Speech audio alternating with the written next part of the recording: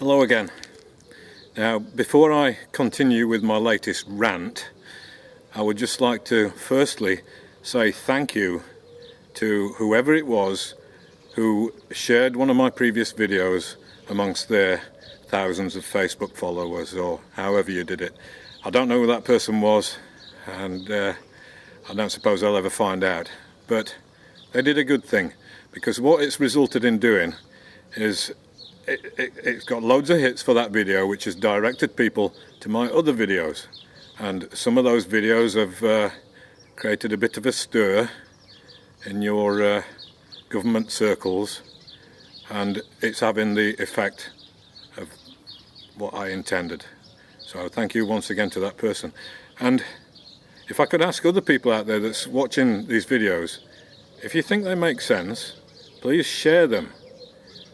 I'm not doing this to be famous. In fact, believe it or not, I absolutely hate sitting in front of this camera. I'm a very shy person, and if I ever had to speak to you all as a live audience, I think I would literally die on the spot. So I don't like doing this, but there's an important message that needs getting out, and it's a message of corruption about in your legal establishment, especially the police, but in the government as well. They're all crooks, they're all thieves. Even your I think it's Deputy CM Babu Asgonkar is saying that they're all corrupt. He's right. I'll give him credit for including himself in that, but at least he's speaking the truth, and that's what I'm doing. I've got no ulterior motive for saying any of this. I'd just like to explain that I'm an engineer, I'm a problem solver. People used to pay me a lot of money for solving their problems. Now I'm no longer employed as an engineer, but I still like solving problems. But what I'm trying to do here is solve a few of yours, if you'll let me. Now, a lot of the comments that I'm getting below my videos, they're generally favourable, but you get the odd one or two from proud Goans like John Noronha, who basically thinks I have no right to speak because I'm a bloody foreigner, and you know, he knows what's what, he knows what's happening in Goa, he doesn't need me to tell him. But I think he does, or not, if he knows everything, then obviously he doesn't need to listen. But some people out there, they may well agree with what I'm saying, but they will never open their mouths, especially with the situation there. It would be pretty dangerous for some of you people to say some of this stuff. So I don't expect you to. But if you want me to say it, please email me and tell me what your grievance is, and give me some sort of evidence of it. You know, you just can't come out with some wild accusation against somebody. I need to hear the evidence, and I will put something on camera and we'll fire it at the person concerned. Now, you know, I'm not just doing all of this just to shit stir for the sake of it. There is a point to it all, and in one of my previous videos I've put a suggestion forward there for this was just an example of a solution, an automated system to distribute non-bailable warrants throughout your police force as soon as they're issued. I think that's a good idea. I can't see why it isn't being done, unless, as I suggested in my previous video, they don't actually want to catch some of these criminals, and that's your explanation. Anyway, on to today's rant. It's not a rant, it's another suggestion, and it may take a little bit of explaining, but I will try my best. Now, since 2013, on your electoral forms, you've had this thing NOTA, N-O-T-A, which is short form for none of the above.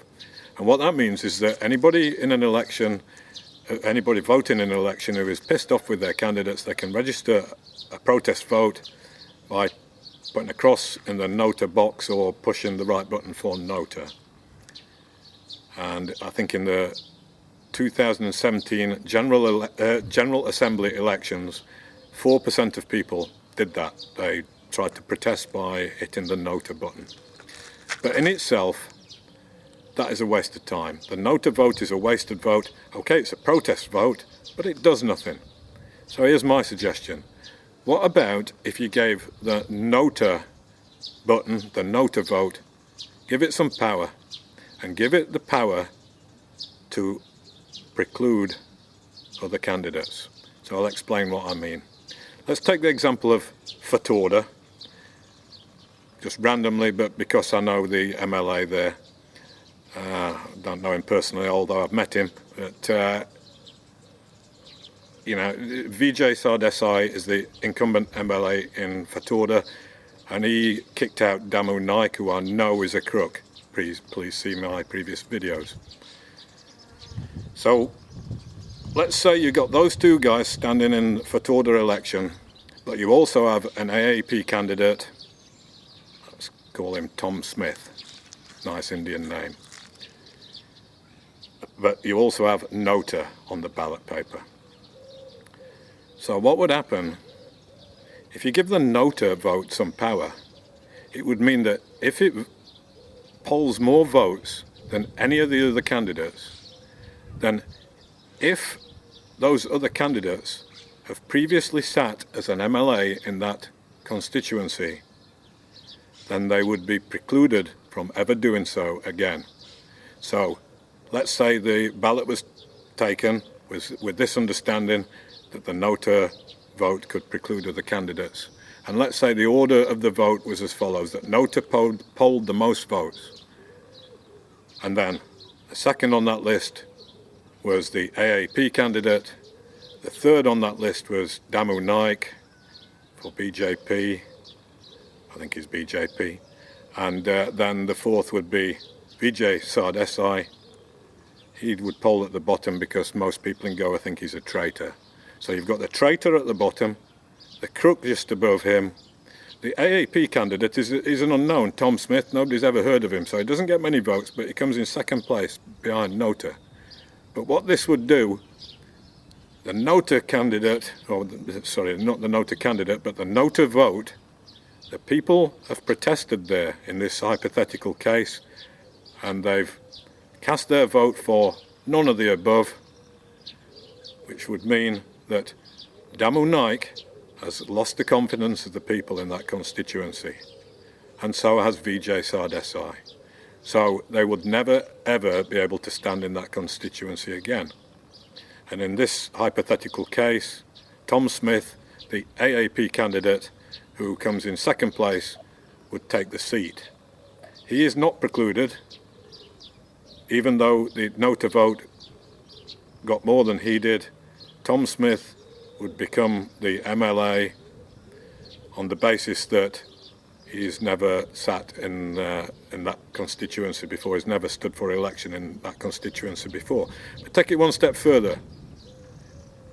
Tom Smith serves his time. He then faces the electorate the next time around. If the people like him, then he will get more than the Nota vote, and he will retain his seat. But if the people don't like him, they think he's done a shit job. If he gets less than the Nota vote this time, then he's out, because people have expressed their dismay and put that on the ballot paper. Now this is just it's a simple illustration of how you can fix one of your problems, but it's just an idea, and it will take some doing, because actually the way the electoral system works in Goa, it comes from central government, so it would be hard to implement this. But you have to make some sort of changes like this to proceed, because otherwise, look what's happening now. Without that system, you've got Nota that's going to poll 4%. Tom Smith is going to come in third place because nobody's heard of him and they don't want to take a chance. But so what will happen instead of that, you will have half the electorate voting for Vijay Sardesai because they don't want a crook like Damu Naik to get in, and you will get the other half of the electorate voting for the crook Damu Naik because they don't want the traitor Vijay Sardesai to get in. And as a result of all that, it's either the crook or the traitor that gets in. How absurd. I hope you can understand the point I'm making, that you need to give the no to vote some power. If people don't want either of the candidates or any of the candidates, that should be reflected in the outcome of an election.